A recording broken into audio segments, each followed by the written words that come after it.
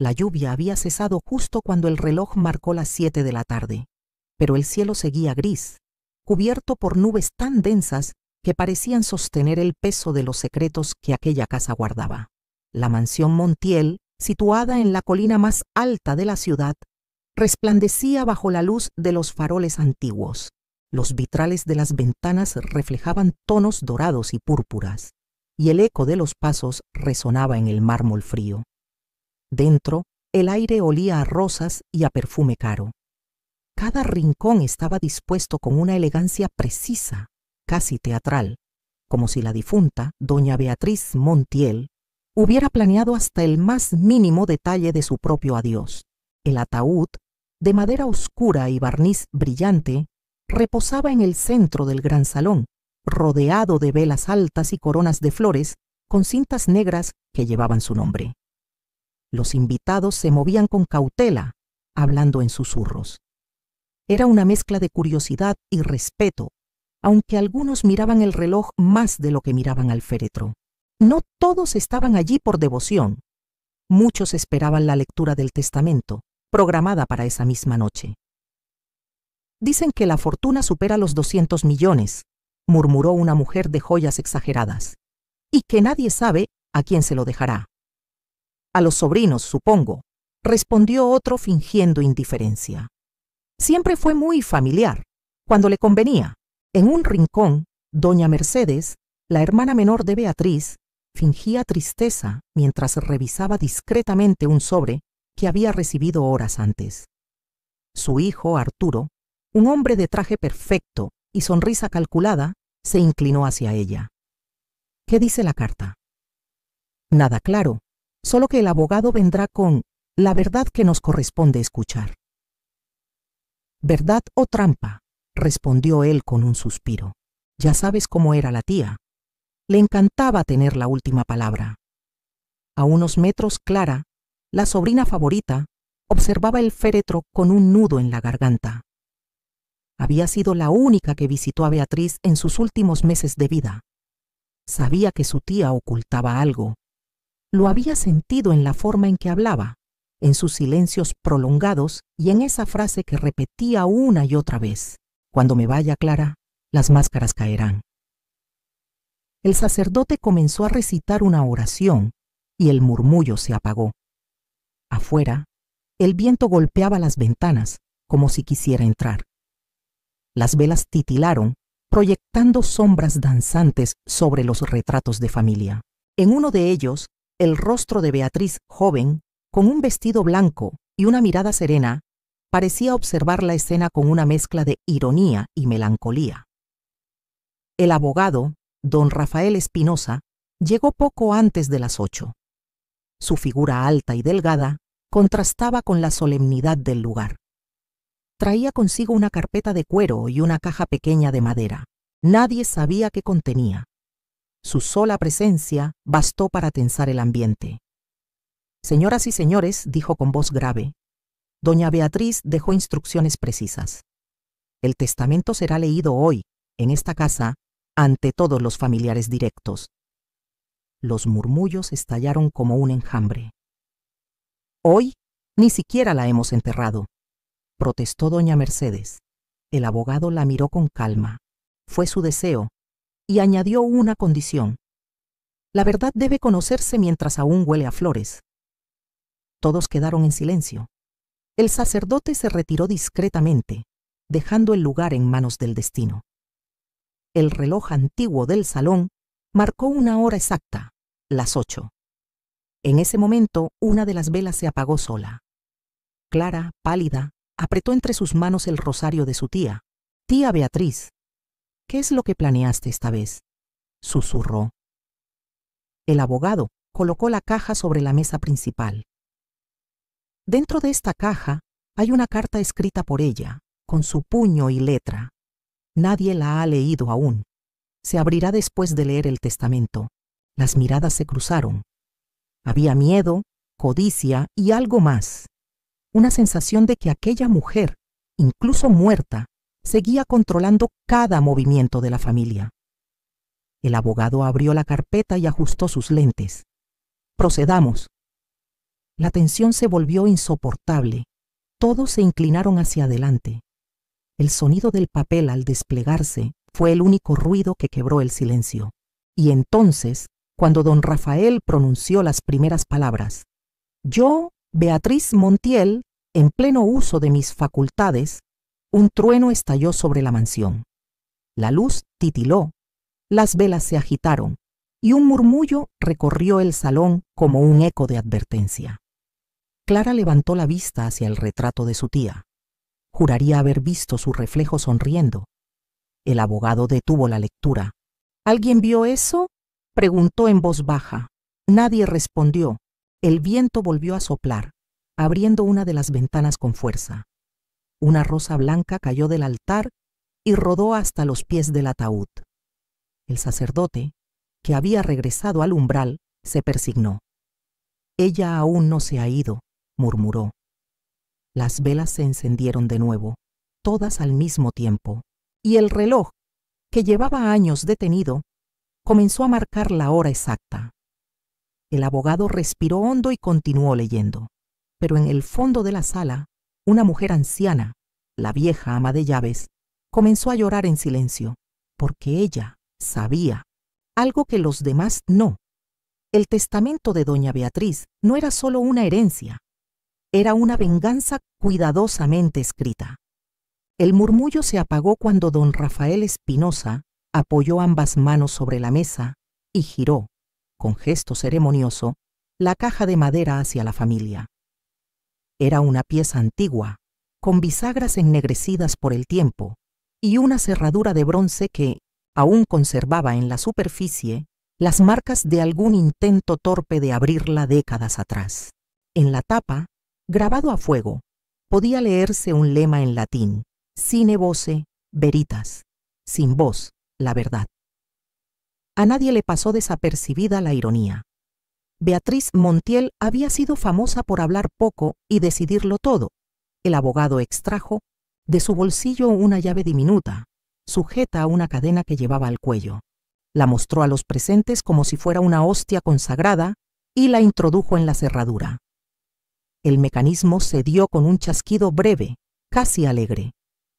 Cuando levantó la tapa, un aroma antiguo se escapó como un suspiro: papel envejecido, cera, tinta seca, pétalos guardados entre páginas. En el interior reposaban 3 cosas: un sobre con sello de lacre granate y el monograma BM, un pequeño cuaderno de tapas azules con un listón dorado, y una medalla de plata con la imagen de Santa Rita, la patrona de lo imposible, atada a un hilo carmesí.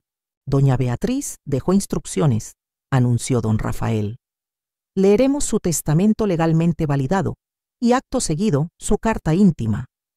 Aclaro que la carta no tiene valor jurídico, pero alzó la vista, reconociendo en el ambiente una devoción rara. Ella la consideró parte esencial de su última voluntad moral. Unos gemelos tintinearon. Alguien dejó caer un vaso contra el mármol. Doña Mercedes, pálida, se abanica sin aire. Arturo, con la mandíbula tensa, contó mentalmente los posibles movimientos: propiedades urbanas, acciones, el viñedo en el valle, la colección de arte. Clara apretó el rosario. La ama de llaves, Eloísa, se llevó los dedos a los labios, conteniendo un rezo antiguo, de esos que se dicen cuando no quedan más recursos que Dios y la memoria. El abogado retomó la lectura del documento principal.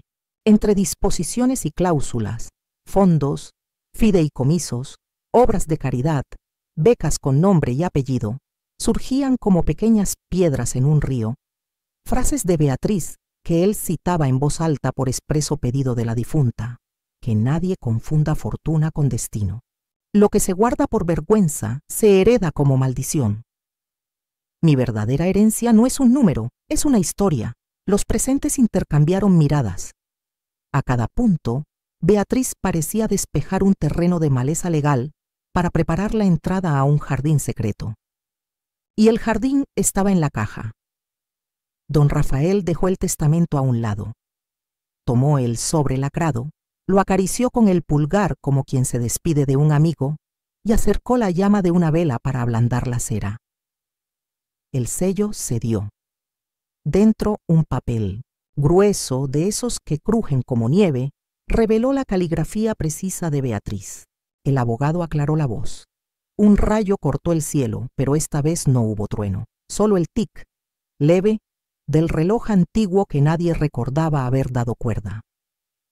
A quienes han llevado mi apellido sin conocer mi silencio, a quienes me han amado, a pesar de mis distancias, y a quienes, sin saberlo, han cargado con mis pecados, empezó a leer don Rafael. Esta es la historia que les debo. La carta no hablaba de dinero. Hablaba de un nombre, de un invierno de 1978, de una muchacha que escapaba a la colina para mirar los trenes pasar, de un obrero recién llegado al valle con manos de aceite y ojos mansos. Se conocieron en la fiesta patronal, bajo los faroles de papel. El texto parecía temblar entre líneas. No pude casarme con él. Me dijeron que el apellido no resistiría. Y yo, tonta y orgullosa, elegí el apellido. Una tarde en la casa del río, le prometí que volvería. No volví. El salón se contrajo, como si alguien hubiera retirado un pilar invisible. Clara inclinó la cabeza. Arturo apretó los puños. Doña Mercedes se santiguó, murmurando: Dios nos guarde de lo que viene. El abogado pasó la página. Dentro del sobre cayó un pétalo seco. Don Rafael, en un gesto casi paternal, lo recogió y lo dejó sobre la mesa, al lado de la medalla. 9 meses después nació un niño. No me dejaron verlo. Me dijeron que lo habían llevado lejos, a otro apellido, a otra vida. El apellido Montiel no debía mancharse con rumor de servidumbre. Me hicieron firmar. Yo firmé. Desde entonces, el silencio me sostuvo como un corsé. Me hice fuerte para no romperme. Me hice rica para no recordar. Un susurro apagado recorrió la sala. Eloísa, la ama de llaves, se llevó un pañuelo a los ojos. A su edad, había visto cosas que permanecen en la boca como un sabor metálico. Don Rafael buscó aire. Incluso él desconocía ese tramo de la historia. Todos, de pronto, eran figurantes en un escenario donde Beatriz seguía dirigiendo. A veces, continuó la carta, dejaba un sobre en la capilla del mercado, con dinero y una señal. Creí sentir su paso en los pasillos, oír su risa entre los nietos de otras mujeres. Pregunté a quien no debía. Compré lealtades. Perdí amistades. Nunca tuve certezas. Solo un nombre, apenas un susurro, repetido por una comadrona que murió sin confesar. Lo llamaron N. Por el santo del día. No sé si es verdad. No sé dónde está. Pero si me escucha, si todavía respira bajo este mismo cielo, que sepa que no lo olvidé. El nombre se asomaba como una orilla, y sin embargo, la carta lo esquivaba, lo envolvía de niebla. Clara entrecerró los ojos. Sentía, más que entendía, que la tía estaba dejándolos al borde de una revelación a su modo, con una coreografía precisa. A mi familia, leyó don Rafael, no les legaré un reparto cómodo, les legaré la búsqueda. En el cuaderno azul encontrarán fechas, calles, fotografías, pasajes de tren, almanaques recortados y la única pista que poseo, una firma incompleta, con una inicial y un trazo que se pierde. Si lo encuentran, si es que existe, el abogado alzó la palma imponiendo orden. Aún faltaba algo. Regresó al sobre. Ahí permanecía, doblado con una precisión de cirujano, un anexo, un papel mínimo, con una firma incompleta. Era un ni y un golpe de tinta que se hundía. A un lado una anotación. Lo firmó con prisa. No quise obligarlo. Se fue por la puerta trasera. El viento golpeó entonces la ventana oriental. El vidrio vibró. El reloj del salón, parado por años, dio 2 campanadas. Nadie supo qué hora pretendía marcar. Eloísa, la ama de llaves, se adelantó con paso pequeño, casi clandestino, y preguntó a don Rafael si podía mirar el papel. El abogado dudó, pero su gesto tuvo una ternura vieja. Le entregó el anexo. La mujer acercó el pliego a la vela. Sus ojos, cansados y sabios, reconocieron lo que buscaban. Notó el trazo, el modo de rematar la N, el temblor de la I, y entonces, sin pedir permiso, llevó la mano al cuello y desató un cordón de hilo del que colgaba una estampita. En el dorso, escrita con lápiz, una palabra, Nicolás. Debajo, una fecha. Y una dedicatoria breve, para el hijo que no pude nombrar. Nadie respiró. La casa, entera, contuvo su peso orquestado de mármol, oro y alfombras. El nombre había salido, no por la boca del abogado, no por la retórica ordenada de Beatriz, sino por la vida secreta que la servidumbre protege como un sacramento, el archivo silencioso de las mujeres que guardan llaves, llantos, cunitas vacías. Eloísa cerró los ojos. Cuando los abrió, ya no era ama de llaves, era la testigo. Con voz mínima explicó: «Señores, en la maternidad del barrio del Puerto, yo trabajé de voluntaria en el invierno del 78. Vi a una muchacha rica llegar de noche con un pañuelo en la cabeza. No dijo su nombre, solo pidió un favor, que el niño llevara el del santo de la jornada. Era Nicolás. Me entregó esta estampita y tragó saliva, un sobre para cuando la culpa no me deje dormir. Volvió un año después. La hicieron esperar en la calle. No la dejaron entrar. La vi llorar. Nunca más regresó. Las velas siseaban. El abogado, pálido, dejó la carta sobre la mesa. Clara caminó hasta Eloísa y le tomó las manos. Arturo buscó una silla. Tenía la sensación de estar cayendo, pero sin suelo. ¿Dónde está ese niño?, preguntó don Rafael con una mezcla rara de profesionalismo y compasión. La anciana negó con la cabeza. No lo sé. A los pocos días una familia decente lo reclamó. Cambiaron papeles, cambiaron apellidos. Yo guardé la estampita, porque alguien tenía que recordar su nombre. El tic del reloj se volvió persistente, como una gota en un aljibe. Afuera, la colina levantó un soplo. La mansión escuchaba. Beatriz, en el retrato, parecía vivirse de perfil, como si por fin encontrara su ángulo verdadero. El abogado cerró el cuaderno. Alzó la voz con una claridad que ya no era solo legal. Era litúrgica. Queda establecida la Fundación Nicolás como heredera universal y administradora de todos los bienes, con un consejo formado por 3 miembros de la familia y 2 externos. Queda establecida, además, la búsqueda del hombre cuyo nombre ocupa la última línea del testamento. Si se presentara, si así lo quisiera, no se lo obligará a nada. Se lo invitará a elegir. Entonces, desde el umbral, una sombra se recortó contra el pasillo. Un hombre joven de chaqueta gastada y manos de mecánico sostenía un sobre amarillento. Sus ojos oscuros no tenían miedo. Dio un paso adentro sin pedir permiso. Algo en su paso recordaba a alguien, a otro. «Disculpen», dijo con voz limpia. «Me llamo Nicolás, y creo que la señora Montiel me dejó esto». El silencio se alzó como una cúpula. La casa, por primera vez en años, dejó de parecer una máquina de secretos y se volvió escena de destino. Nadie dijo nada. No hacía falta. La última línea del testamento, al fin, había encontrado una voz. El viento entraba por las rendijas de las ventanas antiguas, levantando el polvo de los cortinajes como si el pasado mismo hubiera decidido sacudir el aire. El joven permanecía de pie en el umbral, sosteniendo el sobre amarillento con la misma reverencia con que un monje sostiene un relicario. Nadie se atrevía a moverse. Clara, la primera en reaccionar, dio un paso hacia él. «¿Cómo dijiste que te llamas?», preguntó, aunque la respuesta ya flotaba en el ambiente. «Nicolás, señora. Nicolás Duarte». Su voz era firme, sin arrogancia, pero con la extraña serenidad de quien ha vivido más pérdidas que victorias. Su ropa hablaba por él.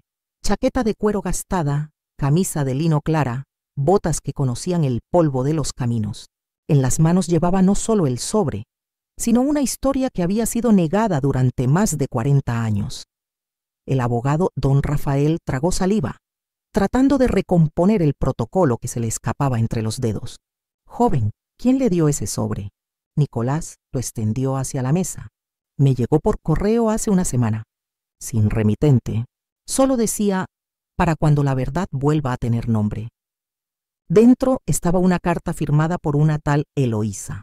Todos giraron la mirada hacia la anciana ama de llaves. Eloísa se cubrió la boca con las manos temblorosas. «Dios mío», susurró, «no pensé que aún vivieras». El abogado tomó el sobre con cuidado, extrajo la carta y comenzó a leer. La voz le temblaba. «Si recibes esto es porque la señora Beatriz Montiel ya descansa. Ella te buscó toda su vida. Yo guardé tu nombre en silencio, esperando que algún día llegara el momento de devolverlo al lugar del que nunca debió ser borrado. No temas ir. La verdad, por dura que sea, te pertenece». Un murmullo recorrió la sala. Arturo apretó los puños, incapaz de aceptar la evidencia.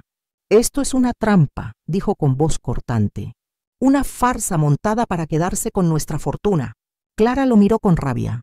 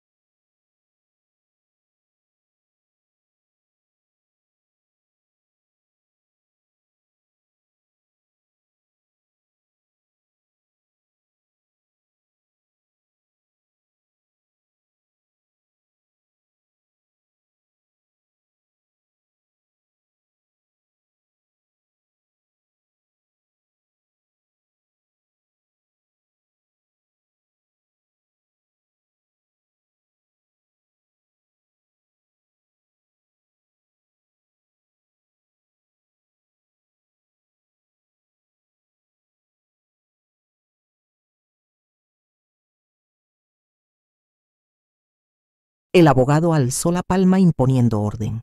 Aún faltaba algo. Regresó al sobre. Ahí permanecía, doblado con una precisión de cirujano, un anexo, un papel mínimo, con una firma incompleta.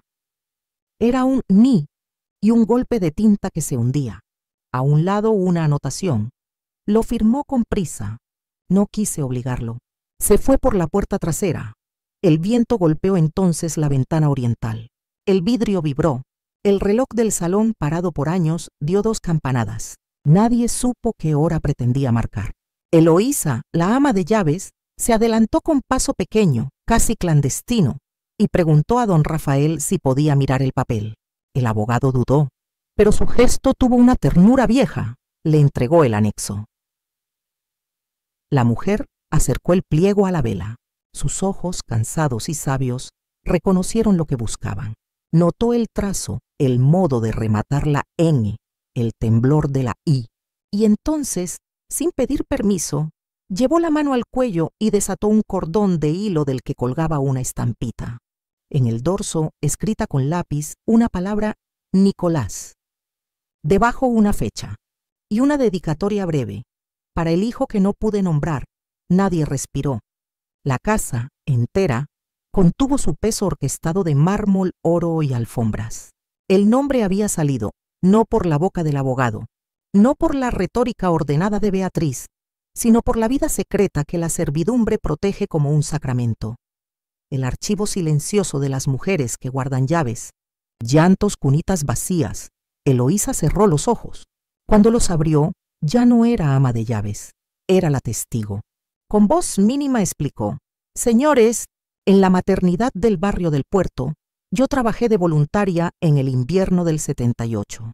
Vi a una muchacha rica llegar de noche con un pañuelo en la cabeza. No dijo su nombre, solo pidió un favor, que el niño llevara el del santo de la jornada. Era Nicolás. Me entregó esta estampita y tragó saliva. Un sobre para cuando la culpa no me deje dormir. Volvió un año después. La hicieron esperar en la calle. No la dejaron entrar. La vi llorar. Nunca más regresó, las velas siseaban. El abogado, pálido, dejó la carta sobre la mesa. Clara caminó hasta Eloísa y le tomó las manos. Arturo buscó una silla. Tenía la sensación de estar cayendo, pero sin suelo. ¿Dónde está ese niño?, preguntó don Rafael con una mezcla rara de profesionalismo y compasión. La anciana negó con la cabeza. No lo sé. A los pocos días una familia decente lo reclamó. Cambiaron papeles, cambiaron apellidos. Yo guardé la estampita, porque alguien tenía que recordar su nombre. El tic del reloj se volvió persistente, como una gota en un aljibe. Afuera, la colina levantó un soplo. La mansión escuchaba. Beatriz, en el retrato, parecía vivirse de perfil, como si por fin encontrara su ángulo verdadero. El abogado cerró el cuaderno. Alzó la voz con una claridad que ya no era solo legal, era litúrgica. Queda establecida la Fundación Nicolás como heredera universal y administradora de todos los bienes, con un consejo formado por 3 miembros de la familia y 2 externos. Queda establecida, además, la búsqueda del hombre cuyo nombre ocupa la última línea del testamento. Si se presentara, si así lo quisiera, no se lo obligará a nada, se lo invitará a elegir. Entonces, desde el umbral, una sombra se recortó contra el pasillo. Un hombre joven, de chaqueta gastada y manos de mecánico, sostenía un sobre amarillento. Sus ojos oscuros no tenían miedo. Dio un paso adentro sin pedir permiso. Algo en su paso recordaba a alguien, a otro. «Disculpen», dijo con voz limpia. «Me llamo Nicolás, y creo que la señora Montiel me dejó esto». El silencio se alzó como una cúpula. La casa, por primera vez en años, dejó de parecer una máquina de secretos y se volvió escena de destino. Nadie dijo nada. No hacía falta. La última línea del testamento, al fin, había encontrado una voz. El viento entraba por las rendijas de las ventanas antiguas, levantando el polvo de los cortinajes como si el pasado mismo hubiera decidido sacudir el aire. El joven permanecía de pie en el umbral, sosteniendo el sobre amarillento con la misma reverencia con que un monje sostiene un relicario. Nadie se atrevía a moverse. Clara, la primera en reaccionar, dio un paso hacia él. «¿Cómo dijiste que te llamas?», preguntó, aunque la respuesta ya flotaba en el ambiente. «Nicolás, señora. Nicolás Duarte». Su voz era firme, sin arrogancia, pero con la extraña serenidad de quien ha vivido más pérdidas que victorias. Su ropa hablaba por él: chaqueta de cuero gastada, camisa de lino clara, botas que conocían el polvo de los caminos. En las manos llevaba no solo el sobre, sino una historia que había sido negada durante más de 40 años. El abogado don Rafael tragó saliva, tratando de recomponer el protocolo que se le escapaba entre los dedos. «Joven, ¿quién le dio ese sobre?». Nicolás lo extendió hacia la mesa. «Me llegó por correo hace una semana. Sin remitente. Solo decía, para cuando la verdad vuelva a tener nombre». Dentro estaba una carta firmada por una tal Eloísa. Todos giraron la mirada hacia la anciana ama de llaves. Eloísa se cubrió la boca con las manos temblorosas. «Dios mío», susurró, «no pensé que aún vivieras». El abogado tomó el sobre con cuidado, extrajo la carta y comenzó a leer. La voz le temblaba. Si recibes esto, es porque la señora Beatriz Montiel ya descansa. Ella te buscó toda su vida. Yo guardé tu nombre en silencio, esperando que algún día llegara el momento de devolverlo al lugar del que nunca debió ser borrado. No temas ir. La verdad, por dura que sea, te pertenece.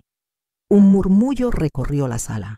Arturo apretó los puños, incapaz de aceptar la evidencia. Esto es una trampa, dijo con voz cortante.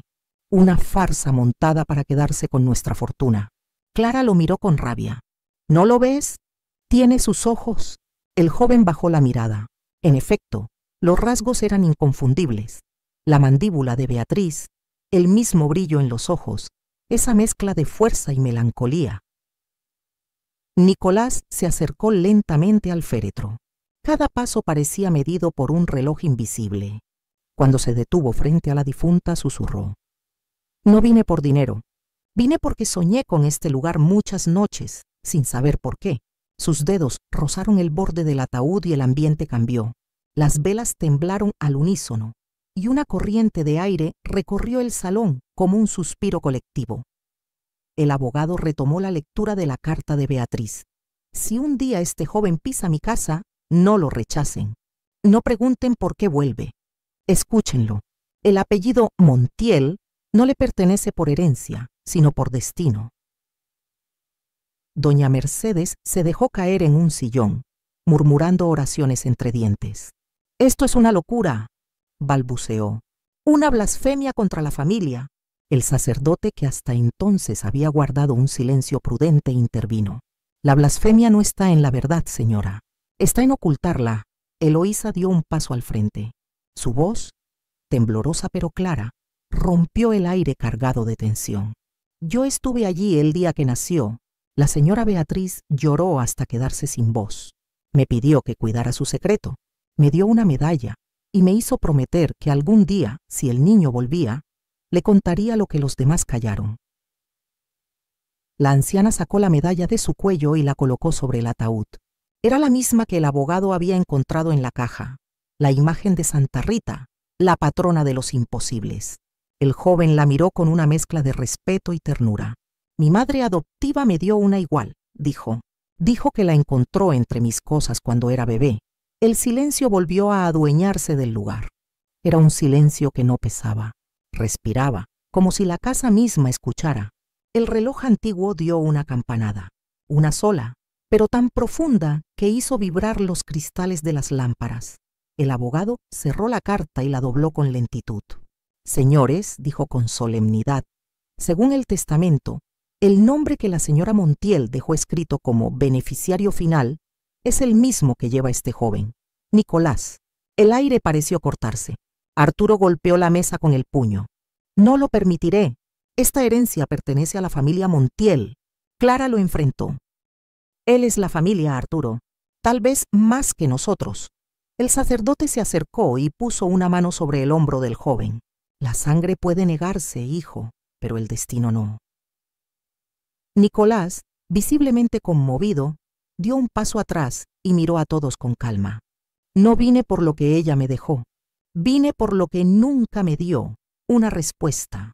Se volvió hacia el retrato de Beatriz y en voz baja agregó: «¿Por qué me ocultaste? ¿Por qué me borraste de tu vida?».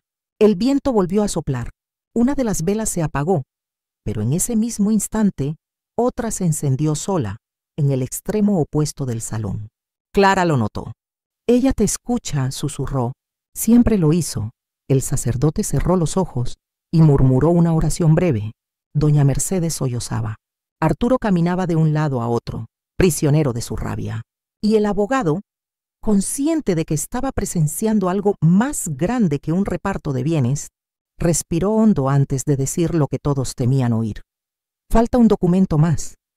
Una carta final dirigida a quien lleve mi nombre en la sangre. Está en el interior del ataúd». La conmoción fue inmediata.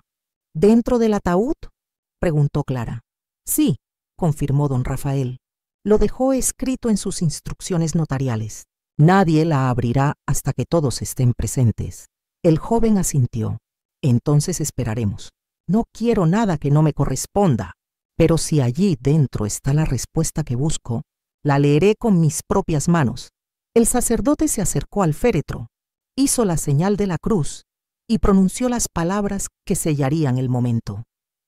Solo la verdad que duerme con los muertos puede despertar a los vivos, y así, mientras el reloj marcaba la medianoche y las velas ardían con una luz más intensa que nunca, todos comprendieron que aquella lectura aún no había terminado.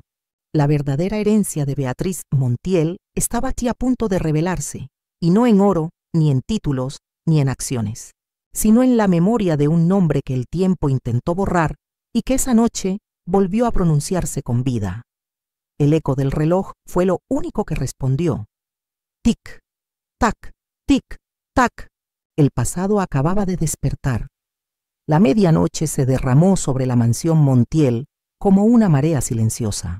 Afuera, el viento había cesado, pero dentro, la tensión crecía como un fuego contenido. Las velas seguían encendidas, y su luz temblorosa hacía que los retratos de los antepasados parecieran moverse. El abogado don Rafael Espinosa, con el rostro pálido y los dedos ligeramente temblorosos, colocó sobre la mesa el documento principal. El testamento legal de doña Beatriz Montiel, el mismo que debía ser leído en presencia de todos. Nadie hablaba. Nicolás, aún de pie junto al féretro, sostenía la medalla de Santa Rita entre los dedos, como si en ella se resumiera su destino. Clara permanecía cerca de él, observando con compasión y curiosidad. Arturo, en cambio, no apartaba la mirada del documento, calculando en silencio cuánto de su mundo estaba a punto de desmoronarse. Doña Mercedes respiraba con dificultad, aferrada a su abanico, como si con él pudiera espantar la verdad que se aproximaba. El abogado comenzó. Yo, Beatriz Montiel de los Ríos, en pleno uso de mis facultades, declaro mi última voluntad, consciente de que nada de lo que poseo me pertenece verdaderamente. Todo lo que fui y todo lo que tengo es el resultado de decisiones que no siempre fueron justas y de silencios que me costaron el alma. Un murmullo recorrió el salón. No era común que un testamento empezara con una confesión. Clara apretó el rosario. Nicolás inclinó la cabeza, escuchando como si esas palabras fueran una oración escrita para él. El abogado continuó leyendo.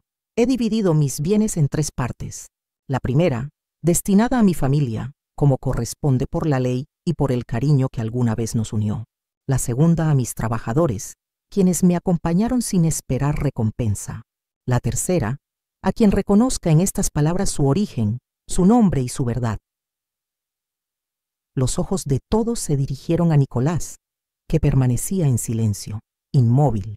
Arturo no soportó la insinuación. «¡Esto es una burla!», gritó golpeando la mesa. «Mi tía estaba enferma cuando escribió eso. Este muchacho no tiene derecho a nada». El abogado levantó la vista, sereno. «Le aseguro, señor Montiel, que la señora estaba en plena conciencia. Firmó este documento ante notario y con testigos. Nadie la obligó. La voz de Beatriz continuaba viva a través del papel. Sé que mis palabras causarán enojo, pero durante demasiado tiempo heredé mentiras. No quiero que el apellido Montiel siga siendo sinónimo de poder vacío. Si algo me pertenece, es la verdad. Y es a la verdad a quien le dejo todo». Las velas parpadearon con violencia, como si el aire se hubiera cargado de energía. El sacerdote, observando la escena, se persignó en silencio. El abogado giró una página más. «A mi sobrino Arturo le dejo el viñedo, no por merecimiento, sino porque allí puede aprender lo que yo olvidé, que el fruto tarda en madurar, y que la riqueza no se mide en cosechas, sino en paciencia». Arturo bajó la mirada, humillado y furioso. Su madre intentó consolarlo, pero él se apartó con un gesto brusco. «A mi sobrina Clara le dejo mi biblioteca, mis cartas, mis diarios y mis recuerdos», porque fue la única que se atrevió a preguntarme quién era antes de ser Montiel. Clara no pudo contener las lágrimas.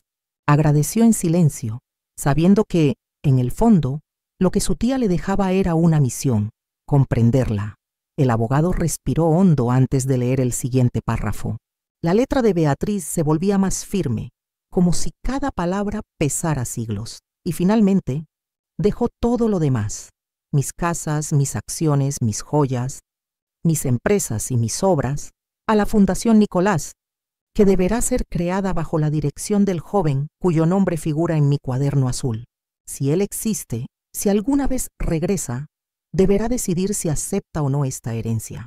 Si la rechaza, todo será donado al orfanato donde nació. Un silencio sepulcral llenó el salón. Arturo se levantó de golpe fuera de sí. «Es una traición. Un desconocido no puede quitarnos lo que es nuestro». El sacerdote intervino con voz firme. «Tal vez no lo entiendes, hijo, pero lo que ella dejó no era una fortuna. Era un acto de redención». Nicolás, con voz serena, rompió el silencio. «No vine a reclamar nada. Vine a escucharla. Si mi madre quiso que este dinero ayudara a otros, así será. No necesito más que su perdón». El abogado lo miró con respeto. «Hay más, señor Duarte. Una última instrucción escrita de su puño y letra». Desplegó un pequeño papel sellado con cera dorada. En él, Beatriz había dejado unas pocas líneas.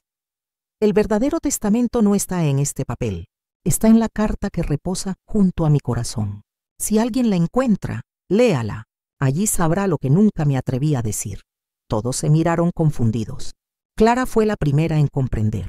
«Está dentro del ataúd», dijo en voz baja. El abogado asintió. «Así es. Debe abrirse ante testigos». El sacerdote se acercó, tomó su crucifijo y lo apoyó sobre la tapa del féretro. «Si esto es lo que ella dispuso, que así se cumpla, pero que el Señor guíe nuestras manos».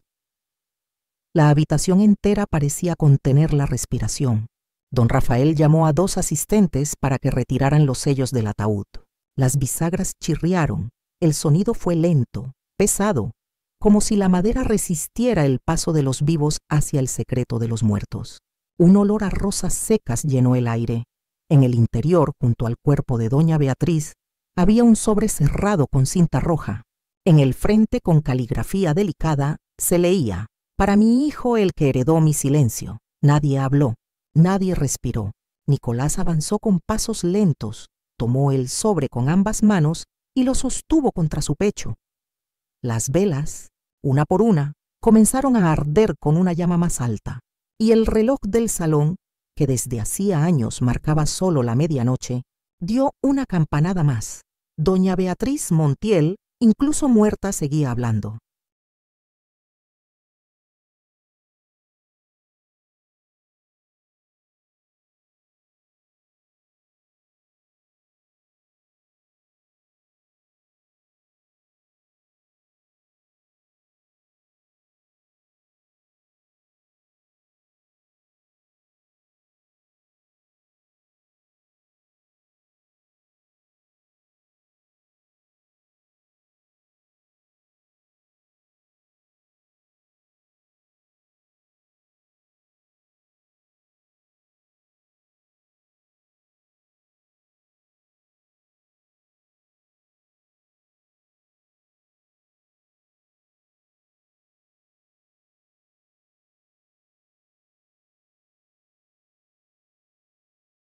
Y lo que estaba escrito en esa carta estaba a punto de cambiar el destino de todos los que llevaban su nombre. La madrugada avanzaba lenta sobre la colina, y sin embargo, dentro de la mansión Montiel, el tiempo parecía detenido. Las velas seguían ardiendo como testigos de un pacto que cruzaba la frontera entre la vida y la muerte. Todos observaban a Nicolás, que aún sostenía contra el pecho la carta encontrada en el interior del ataúd. El sobre era grueso, cerrado con cinta roja, y parecía más pesado de lo que realmente era, como si dentro llevara no solo palabras, sino siglos de silencio. El abogado don Rafael Espinosa se aclaró la garganta, tratando de recomponer el orden que el misterio había destruido. La señora Beatriz fue clara, dijo con voz temblorosa: «Esa carta debe abrirla solo el destinatario». Los presentes asintieron, algunos con respeto, otros con rabia. Arturo, con el rostro rojo y los ojos vidriosos, se levantó de la silla y señaló al joven. «Esto es una farsa, una puesta en escena. Nadie puede probar que él sea quien dice ser». «No lo permitiré». El sacerdote levantó la mano. «Hijo, calla. No hay mentira en los ojos de este muchacho». Pero Arturo insistió. ¿Y si todo esto fue planeado? ¿Y si el abogado, esa criada vieja y este impostor se aliaron para robarnos? Antes de que alguien respondiera, se escuchó un golpe seco proveniente del pasillo principal. Todos giraron la mirada hacia la gran puerta doble. Un instante después, una corriente de aire frío recorrió el salón, apagando 3 velas de un solo soplo. Doña Mercedes se persignó. Dios nos proteja. El silencio fue absoluto. Solo se oía el tic-tac del reloj y el murmullo lejano de la tormenta que comenzaba otra vez. Entonces, la puerta se abrió lentamente y una figura cruzó el umbral. Era un hombre mayor, delgado, de rostro pálido y ojos hundidos. Su traje oscuro, cubierto por el polvo del camino, contrastaba con el brillo de un crucifijo de oro que colgaba de su cuello. «Disculpen mi tardanza», dijo con voz grave. «Me llamo Padre Ignacio Valverde. Fui confesor de la señora Beatriz». El abogado dio un paso adelante sorprendido. «Padre, no sabíamos que vendría».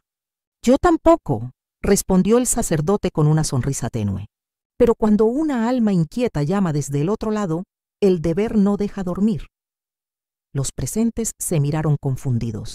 El nuevo visitante avanzó lentamente hacia el ataúd, hizo la señal de la cruz y murmuró una oración en latín.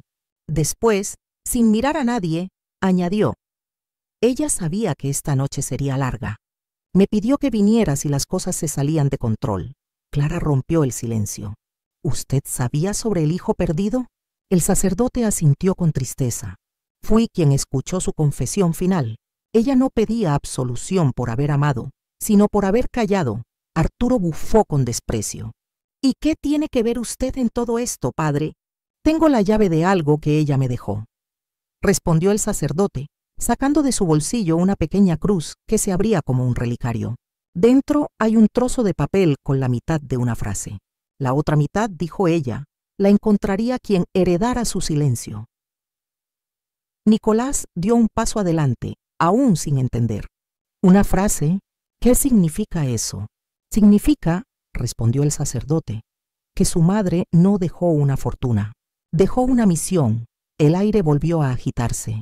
La luz de las velas proyectó las sombras de todos en las paredes y por un instante la silueta de Beatriz pareció moverse entre ellas. El abogado, tratando de mantener la calma, pidió permiso para examinar el relicario. Lo abrió con cuidado. Dentro un pedazo de papel amarillento con una escritura temblorosa. «Cuando la verdad se pronuncie, el nombre hallará su rostro». Todos se miraron, desconcertados. «¿Qué significa eso?», preguntó doña Mercedes. El sacerdote la observó con serenidad. «Significa que este joven no debe solo leer una carta, debe revelar lo que está escrito. Su madre confió en que su voz completaría lo que ella no pudo decir en vida». El abogado se acercó a Nicolás. «Hijo, el destino te llama. Si estás dispuesto, abre la carta». Nicolás asintió.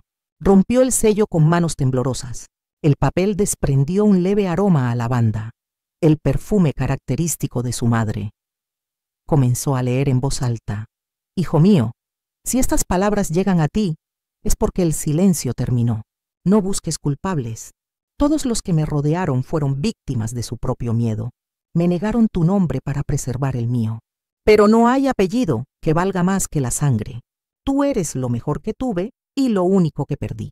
Te busqué entre las sombras y en los rostros de otros niños.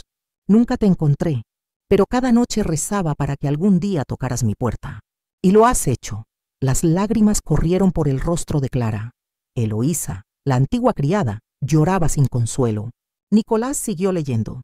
«No quiero que me recuerdes como una mujer rica, sino como una madre arrepentida. Mi fortuna será tuya solo si prometes usarla para dar nombre a quienes, como tú, nacieron del silencio. Que la Fundación Nicolás sea un refugio para los olvidados. Si lo haces, sabrás que mi alma descansa». El joven bajó la carta conmovido. No sabía que una madre podía amar tanto después de tanto tiempo. El sacerdote asintió. El amor de una madre es la única herencia que ni la muerte puede esconder. Pero antes de que alguien pudiera decir algo más, un ruido seco resonó en el piso superior, un portazo, fuerte, decisivo. «¿Qué fue eso?», preguntó doña Mercedes asustada. Eloísa tembló. «El estudio», susurró. El lugar donde la señora Beatriz escribía sus cartas, el abogado tomó una lámpara. Voy a revisar. Clara, Nicolás y el sacerdote lo siguieron. Subieron por la escalera de mármol que crujía bajo sus pasos. Al llegar al pasillo, el aire era diferente, más frío, más pesado. En la puerta del estudio, la cerradura estaba abierta, aunque nadie recordaba haber traído la llave. Dentro, sobre el escritorio, había una máquina de escribir encendida, y en el rodillo, una hoja en blanco recién colocada. Pero al acercarse, Clara notó algo. Una palabra se estaba imprimiendo sola, letra por letra, golpeando las teclas como si una mano invisible las moviera. N-I-C-O-L-A-C. El sacerdote cayó de rodillas. Su espíritu aún no se ha ido. El joven miró la máquina, con lágrimas en los ojos. No, padre, susurró. No se ha ido porque aún no la perdoné. Y en ese instante, todas las velas del piso inferior se apagaron al mismo tiempo. El eco del nombre recién escrito siguió resonando en el aire como una bendición y una advertencia. La mansión Montiel acababa de despertar sus fantasmas, y entre ellos, Beatriz hablaba de nuevo. El eco de las teclas seguía vibrando en el aire, como si la máquina de escribir tuviera alma propia. El nombre Nicolás permanecía fresco sobre el papel, nítido, casi vivo. Nadie se atrevía a tocarlo. El sacerdote, aún de rodillas, rezaba en voz baja. Clara observaba con los labios apretados, conteniendo un llanto que no sabía si era de miedo o de ternura. El abogado, rígido, mantenía la lámpara en alto, y Nicolás, con la carta de su madre en una mano, dio un paso hacia el escritorio. El aire en el estudio era distinto, más frío, pero también más puro, como si allí dentro hubiera una presencia que no pertenecía del todo al mundo de los vivos. La máquina volvió a moverse. 2 golpes secos resonaron en el metal, y una nueva palabra apareció en la hoja, justo debajo del nombre. Perdóname. El sacerdote levantó la cabeza. Ella está aquí, dijo con voz temblorosa. Busca el perdón de su hijo. Nicolás tragó saliva, acercándose lentamente. Madre, susurró apenas audible. Si puedes oírme te perdono. No guardo rencor. Solo deseo entender por qué me dejaste. En ese instante una ráfaga de aire abrió de golpe la ventana. Las cortinas se elevaron como alas.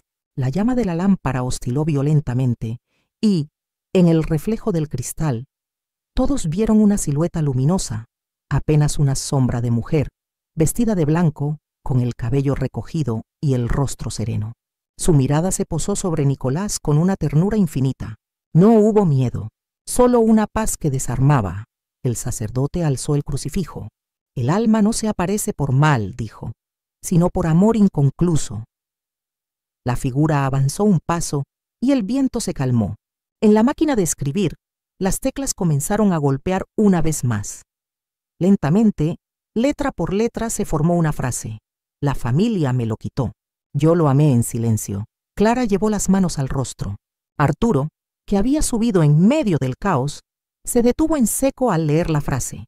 ¿Qué significa eso?, preguntó con un hilo de voz. Eloísa, desde la puerta, respondió.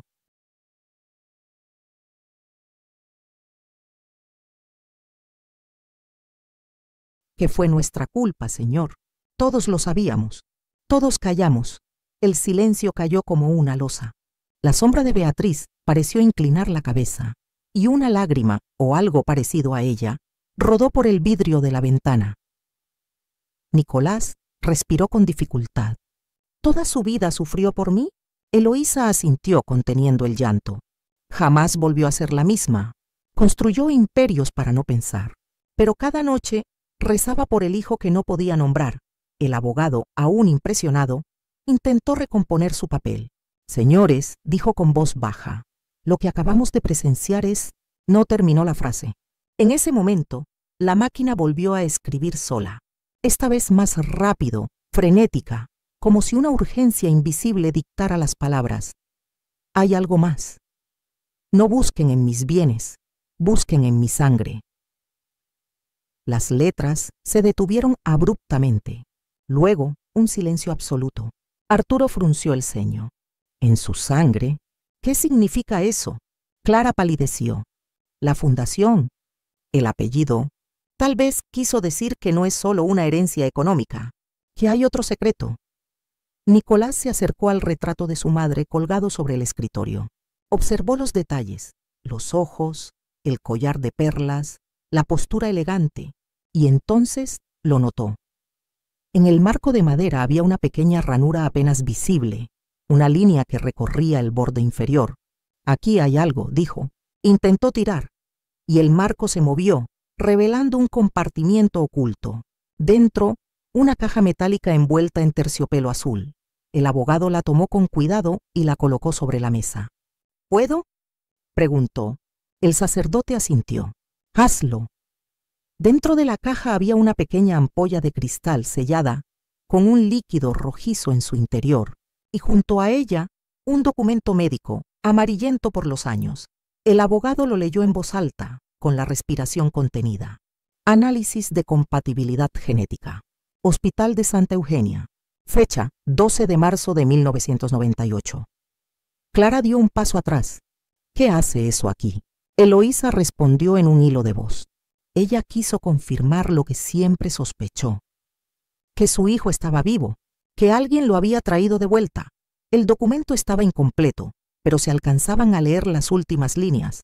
Resultados coincidentes, 99,8%.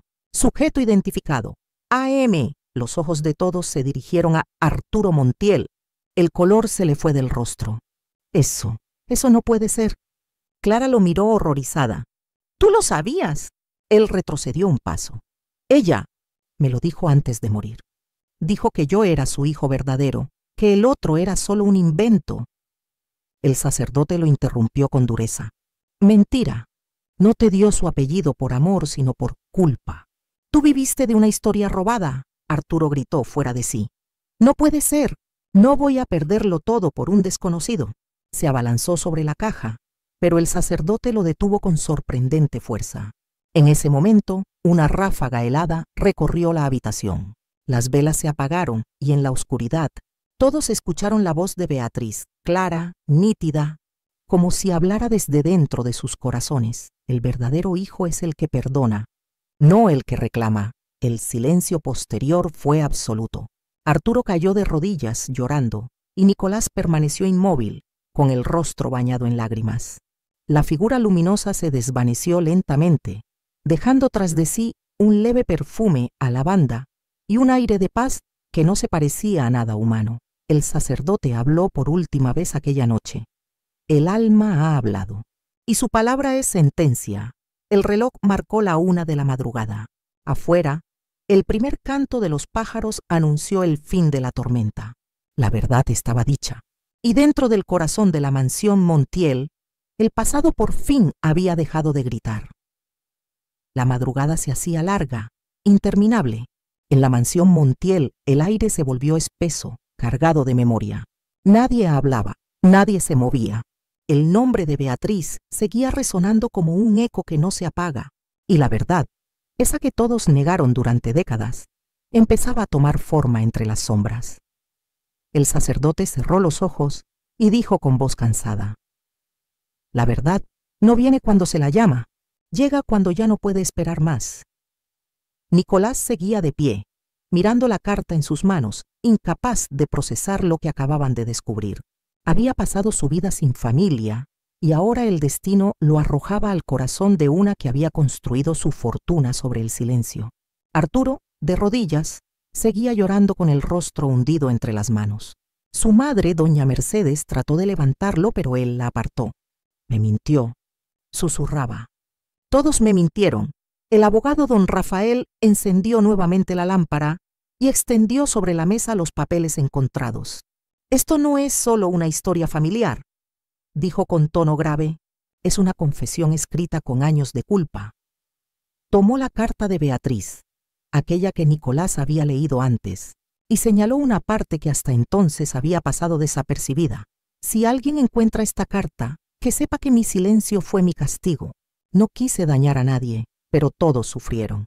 Me arrebataron a mi hijo, me obligaron a criar a otro que no era mío, y mi corazón se partió en dos. Uno para el amor, otro para la culpa. Clara cubrió la boca con las manos. Entonces, ¿Arturo no era su hijo? Don Rafael asintió lentamente. Legalmente lo fue, sí, pero biológicamente no. Arturo fue registrado con el apellido Montiel después de la desaparición del verdadero hijo. Para ocultar el escándalo, el sacerdote intervino, mirando al joven de rodillas. No naciste de su vientre, Arturo, pero sí de su arrepentimiento. Ella te quiso, de la manera en que una madre se aferra a una sombra. Arturo levantó la cabeza, con los ojos llenos de rabia y lágrimas. No quiero su compasión, no quiero ser el error de nadie. No eres un error, respondió Nicolás, acercándose despacio. Eres parte de la misma historia. Los dos lo somos. El silencio se hizo más humano, más cálido. El sacerdote lo observó en silencio. Había una fuerza extraña en aquel encuentro. El sacerdote se acercó al papel y lo leyó en voz alta. Su alma ha encontrado descanso. Todos bajaron la cabeza en silencio. El reloj del salón dio 3 campanadas lentas. La noche empezaba a desvanecerse, pero el abogado, antes de cerrar la carpeta, descubrió un detalle más en los documentos, una pequeña nota pegada con cinta al reverso del testamento. La leyó en voz baja. Si alguna vez leen esto juntos, no olviden que los amé a los dos. La verdad no separa, revela lo que el amor oculta. Guardó el papel en su bolsillo. Aquello no debía presentarse ante ningún tribunal, porque no era una prueba legal, sino un testamento del alma. Cuando salieron del estudio, el amanecer ya se filtraba entre los vitrales. El cielo, antes gris, comenzaba a teñirse de dorado, y en ese instante todos comprendieron que el día traía más que luz, traía el perdón. El pasado de los Montiel había sido revelado al fin, y aunque las paredes de la mansión aún conservaban el eco de la tragedia, esa mañana, por primera vez en 40 años, el silencio no dolía. Era un silencio de paz. El amanecer pintaba de dorado los vitrales del salón principal, pero la luz, en vez de traer calma, parecía desnudar los rostros y dejar a la vista las grietas que el orgullo había tapado durante décadas. La mansión Montiel ya no era un lugar de lujo y solemnidad. Era un campo de batalla emocional, donde cada palabra pesaba como una sentencia. Arturo caminaba de un lado a otro, con la mirada perdida y los puños cerrados. A cada paso, el suelo de mármol devolvía el eco de su rabia. Nicolás lo observaba en silencio, comprendiendo que lo que veía no era odio, sino el reflejo de un hombre derrumbándose por dentro. «No lo entiendes», murmuró Arturo sin mirarlo. «Toda mi vida fui un Montiel. Me criaron para serlo, me formaron para heredar, para continuar el nombre. Y ahora resulta que ese nombre no me pertenece». Nicolás respondió con voz baja, sin arrogancia. «El apellido es solo una palabra, Arturo. No te hace quien eres». El otro se giró con furia. «¿Tú qué sabes? Creciste con otra familia, libre de esta casa, libre de sus mentiras. Yo tuve que ganarme cada mirada, cada gesto de afecto. Ella me miraba, pero siempre había algo que no podía ocultar». «Culpa», dijo el sacerdote que los observaba a distancia. «Te miraba con la culpa de quien da amor prestado». Arturo apretó los dientes, pero las lágrimas comenzaron a brotar sin permiso. «No puedo odiarla», dijo finalmente. «Me enseñó todo, me dio su mundo». Pero me mintió. Clara se acercó despacio, con una serenidad maternal. «A veces mentimos por amor, Arturo, no para destruir, sino para proteger». Él la miró, y por primera vez en toda la noche bajó la guardia. El sacerdote los reunió a todos frente al ataúd abierto. Si ella nos dejó un mensaje, fue este: no hereden su silencio, no repitan su historia. Doña Mercedes, agotada, se arrodilló ante el féretro y comenzó a llorar. «Yo fui parte de todo esto», dijo con voz quebrada. «Fui yo quien convenció a Beatriz de ocultarlo. Tenía miedo del escándalo, de lo que dirían. Le dije que el apellido valía más que un niño. ¡Qué locura la mía!». El sacerdote se inclinó y tomó sus manos. «Dios no juzga al que teme, sino al que calla, sabiendo la verdad. Pero el perdón también empieza en la confesión». Mercedes levantó la vista hacia Nicolás, con los ojos inundados. «No puedo devolverle los años que te robamos, hijo, pero si algo de mí sirve, te pido que me perdones». Nicolás se acercó, sin un atisbo de rencor. No soy quien para juzgar a nadie. Ya lo hice muchas veces en mi corazón, y eso solo me trajo vacío. Lo único que quiero ahora es cerrar este círculo. Que su alma descanse, y que la nuestra aprenda a hacerlo también. El sacerdote colocó sobre el ataúd la cruz dorada que había traído consigo. Entonces, digamos juntos, las palabras que rompen la cadena del pasado. Todos se tomaron de las manos. Arturo, temblando, dudó un instante antes de extender la suya hacia Nicolás. Este la tomó sin dudar. La conexión fue inmediata, casi eléctrica. Una sensación de alivio recorrió la habitación. Las velas se encendieron una a una, sin que nadie las tocara. Don Rafael, emocionado, murmuró: «Nunca vi un testamento que trajera tanta verdad y tanta redención». El sacerdote sonrió levemente, porque este no fue escrito para abogados, sino para almas. Clara, de pie junto al ataúd, se inclinó y depositó una flor blanca sobre el pecho de su tía. «Descansa, Beatriz. Tus hijos ya se encontraron». Las palabras flotaron en el aire como una plegaria. De pronto, un sonido suave rompió el silencio. El reloj antiguo volvió a moverse. Nadie lo había tocado. Las agujas, que durante años habían estado detenidas, comenzaron a girar lentamente, marcando una nueva hora. El tiempo había vuelto a caminar. Arturo se sentó exhausto y se cubrió el rostro. «Quizá nunca pueda sentirme parte de esto», dijo, «pero quiero intentarlo. No sé quién soy sin ese nombre». Nicolás lo interrumpió con una sonrisa tranquila. «Eres lo que decidas ser desde ahora. Yo tampoco sé quién soy todavía, pero ella nos dejó la oportunidad de empezar». El sacerdote cerró el misal que había mantenido abierto toda la noche y dijo: «Así se ve el perdón cuando vence. No hay vencedores ni vencidos, solo corazones que vuelven a respirar». En ese instante, el retrato de Beatriz Montiel, colgado sobre la chimenea, reflejó la primera luz del amanecer. La pintura parecía distinta. Su sonrisa, antes rígida, se veía ahora cálida, como si el alma hubiera sido liberada. Eloísa lo notó y murmuró: «Mírenla. Parece que por fin descansa». El viento sopló suavemente y una de las ventanas se abrió, dejando entrar el aire fresco del nuevo día. Las cortinas se movieron como si alguien invisible cruzara la habitación despidiéndose. Clara respiró hondo. Ella nos dio su última lección. No hay herencia más valiosa que el perdón. El sacerdote asintió, mirando al cielo que ya clareaba. Y tampoco hay verdad más grande que la que nace del amor. El reloj dio una última campanada. Afuera, las palomas comenzaron a volar sobre los jardines. La ira se había apagado, y en su lugar quedaba el silencio, un silencio limpio, curativo, el tipo de silencio que solo existe después del perdón. La mañana había terminado de nacer sobre los jardines de la mansión Montiel. El sol, tímido, entraba por los ventanales como si pidiera permiso para tocar un lugar que durante tantos años había vivido en penumbra. Las velas se habían apagado y el olor a cera y rosas secas flotaba en el aire. El abogado don Rafael Espinosa permanecía sentado frente al escritorio, con los documentos del testamento apilados, pero sin fuerza para cerrarlos. Había sido testigo de demasiadas cosas que ningún jurista podría explicar con leyes. Nicolás y Arturo permanecían de pie, uno frente al otro, aún tratando de asimilar lo ocurrido.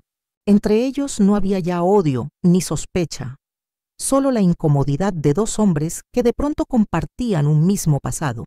«Ella quiso que todo terminara aquí», dijo Clara rompiendo el silencio, «que esta casa dejara de ser un lugar de herencias y pasara a ser un hogar». El sacerdote asintió. «Y así será. Lo que comenzó con culpa debe terminar con paz». El abogado abrió el sobre final, aquel que Beatriz había titulado Mi última voluntad. Era un documento breve, escrito con su letra firme y clara, con apenas unas líneas, pero cada palabra parecía pesar como un testamento de vida. «A quienes llevan mi sangre y a quienes llevan mi historia. Mi deseo es que lo que me perteneció sirva para aliviar la vida de otros, que la Fundación Nicolás no sea un monumento, sino una puerta. En cada niño que reciba ayuda quiero renacer, En cada perdón que se pronuncie, quiero descansar. Clara bajó la cabeza y lloró en silencio. Eloísa, la anciana ama de llaves, hizo la señal de la cruz y murmuró una oración. Nicolás tomó el papel y continuó leyendo. A mis sobrinos no les dejo riquezas, sino la libertad de ser quienes elijan ser sin el peso del apellido. A mis sirvientes les dejo mi gratitud. Y a mi hijo, aquel que nunca abracé, le dejo mi voz. Haz con lo mío algo que valga la pena. No lo guardes, entrégalo. Arturo respiró hondo. Ella no quería que peleáramos por su dinero, dijo con amargura. Solo quería que la recordáramos sin vergüenza. Nicolás lo miró con calma. Entonces cumplamos su deseo. El sacerdote se levantó y extendió su crucifijo. Que así sea. En nombre del Padre, del Hijo y del Espíritu Santo, un rayo de luz atravesó el vitral, iluminando el rostro del retrato de Beatriz Montiel. Por un instante, todos juraron ver que sonreía. El silencio fue total, pero no pesado. Era un silencio de descanso. Don Rafael guardó los papeles en una carpeta y la cerró con gesto solemne.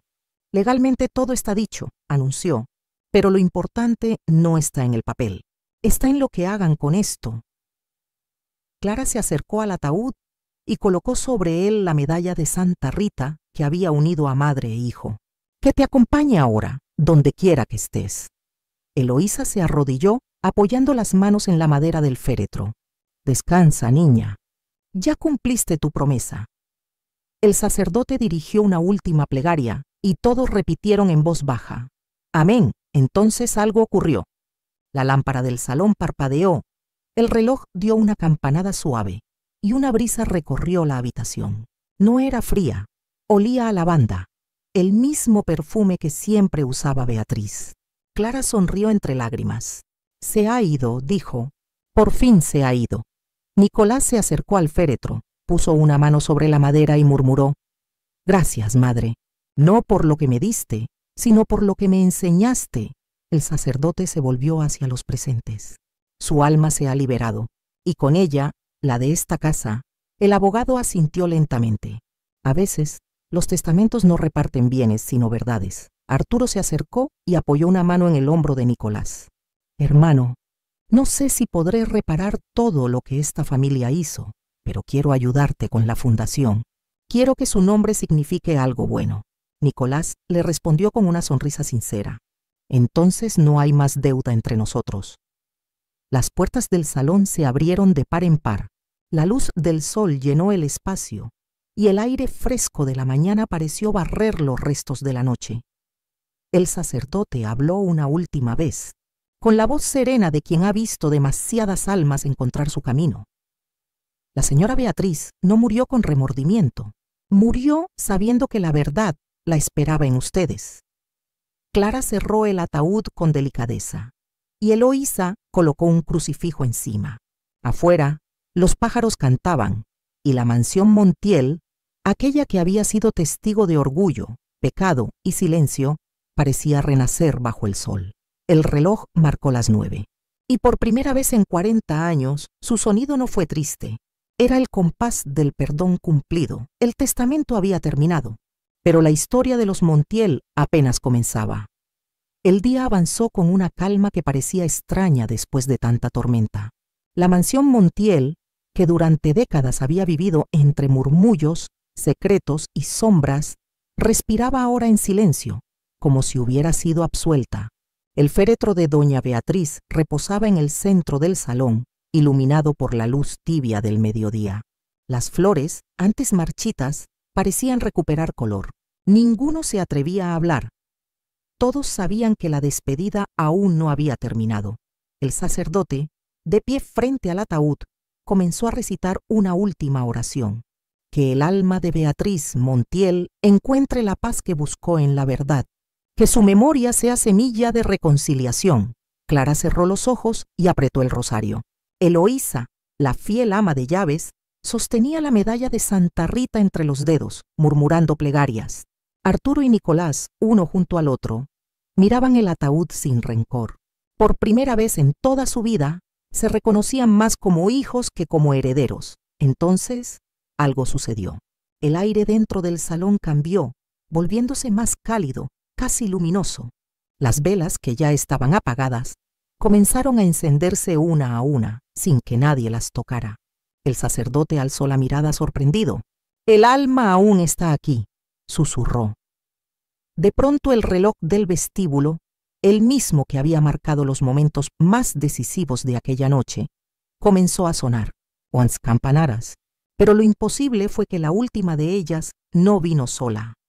Una melodía suave emergió desde el piano del rincón. Nadie estaba sentado allí. Clara dio un paso al frente. «Es su canción», dijo con un hilo de voz, la que tocaba de joven antes de casarse. Las notas se elevaron despacio, llenando la casa con un eco dulce, casi maternal. El sonido no era perfecto, pero tenía vida. Era como si Beatriz se despidiera de su propia historia con un último gesto de amor. Nicolás cerró los ojos. «Gracias, madre», murmuró. «Ya puedes descansar». En ese instante una brisa recorrió el salón, levantando los pétalos de las flores que cubrían el ataúd. Los pétalos giraron en el aire, y entre ellos una luz blanca, suave y redonda, emergió del centro. El sacerdote cayó de rodillas. «El alma asciende», dijo con voz temblorosa. «Su obra está completa». El resplandor creció hasta llenar toda la habitación. Nadie sintió miedo, solo una paz profunda, una sensación de abrazo invisible. Y entonces la voz de Beatriz resonó una última vez, leve, clara, como un susurro entre las flores. «No me lloren, vivan. En cada gesto de bondad, yo seguiré aquí».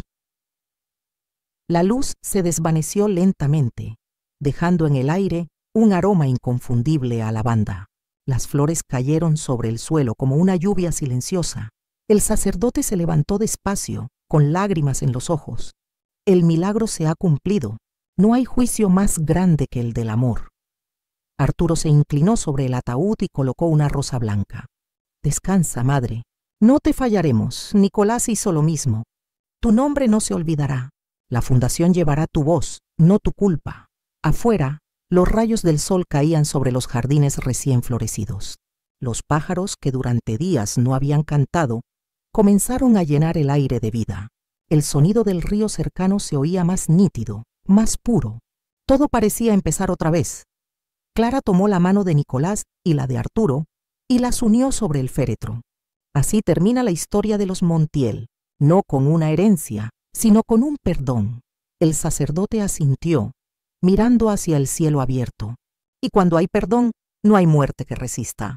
El reloj dio una última campanada, marcando el mediodía exacto, la hora en que Beatriz Montiel había nacido.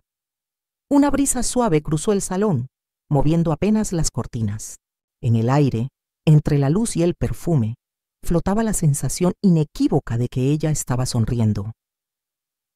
La cámara, si fuera una historia narrada, se alejaría lentamente, mostrando la casa bañada en luz, las puertas abiertas, los jardines vivos y sobre el ataúd una flor blanca recién brotada, el símbolo de que el amor, aún después de la muerte, había vencido. Y así, con un silencio que ya no dolía, terminó la historia de Beatriz Montiel, la mujer que transformó su culpa en legado, su secreto en perdón y su última voluntad en un milagro.